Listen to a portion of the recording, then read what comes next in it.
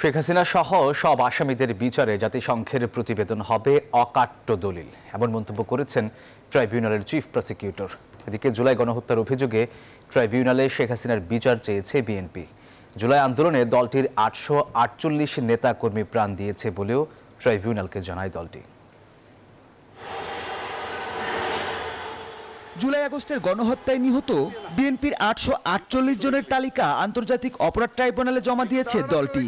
বৃহস্পতিবার সকালে বিএনপির মামলা ও তথ্য সংরক্ষণ সেল ট্রাইব্যুনালের প্রসিকিউশন শাখায় এই তালিকা জমা দেয়। এ সময় গণহত্যার দায়ে শেখ হাসিনা সহ 5 শতাধিক ব্যক্তিকে দায়ী করে ট্রাইব্যুনালে অভিযোগ দায়ের করা হয়।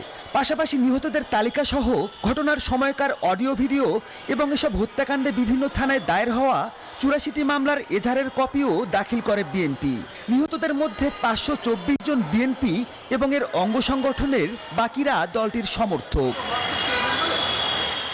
এ সময় মামলার অনুসন্ধান, তদন্ত ও বিচারের ব্যবস্থা গ্রহণের অনুরোধ জানানো বিএনপি মহাসচিব স্বাক্ষরিত একটি চিঠি অপরাধ ট্রাইব্যুনালের কাছে হস্তান্তর করে প্রতিনিধি দল। মামলার বাকি আসামিদের দ্রুত গ্রেপ্তার করে আইনের আওতায় আনার দাবি জানায় বিএনপি।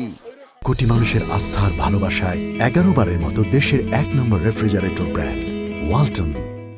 ছাত্র সহ মূল দল সহ শহীদ হয়েছে, তাদের তালিকা আমরা জমা দিয়েছি। আমরা ন্যায় বিচার চাই। পরে জাতিসংঘের মানবাধিকার রিপোর্ট ও আয়নাঘর পরিদর্শন নিয়ে ব্রিফ করেন আন্তর্জাতিক অপরাধ ট্রাইব্যুনালের চিফ প্রসিকিউটর। জাতিসংঘের সুপারিশ অনুযায়ী গণহত্যার সঙ্গে যুক্ত আইন শৃঙ্খলা বাহিনীর সদস্যদের চাকরুচ্যুত করার বিষয়ে সমর্থন জানান তিনি। ক্ষমতাসীন বিভিন্ন পদে অধিষ্ঠিত থেকে অপরাধ করেছেন তাদেরকে যাতে সাসপেন্ড করা হয়, আমরা এটার সাথে একমত। আমরা মনে করি যাদের বিরুদ্ধে সম্ভাব্য যারা অপরাধী, যাদের বিরুদ্ধে আমরা তথ্য প্রমাণাদি পাচ্ছি, যাদের বিরুদ্ধে ওয়ারেন্ট ইস্যু হচ্ছে এবং ওয়ারেন্ট ইস্যু ছাড়াও যাদের ব্যাপারে প্রাথমিক তথ্য প্রমাণ পাওয়া যাচ্ছে, আমি সরকারের কাছে অনুরোধ করব জাতিসংঘের তথ্য অনুযায়ী সেই ব্যাপারে যাতে সরকার পদক্ষেপ গ্রহণ করেন। চিফ প্রসিকিউটর বলেন, কতটা পৈশাচিকভাবে মানুষের উপর নির্যাতন করা হয়েছে তার প্রমাণ এই আয়নাঘর। এই বন্দিশালাগুলো ভিজিট না করলে একজন মানুষের পক্ষে। জুলাই হত্যাকাণ্ডের বিচারে ট্রাইব্যুনাল যথেষ্ট আন্তরিক, তাই আইসিসিতে যাওয়ার প্রয়োজন নেই জানান তাজুল ইসলাম। আইসিসিতে যাবার প্রয়োজন নেই।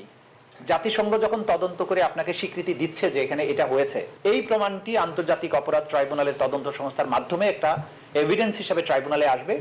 মাহমুদুল হাসান, নিউজ 24, ঢাকা।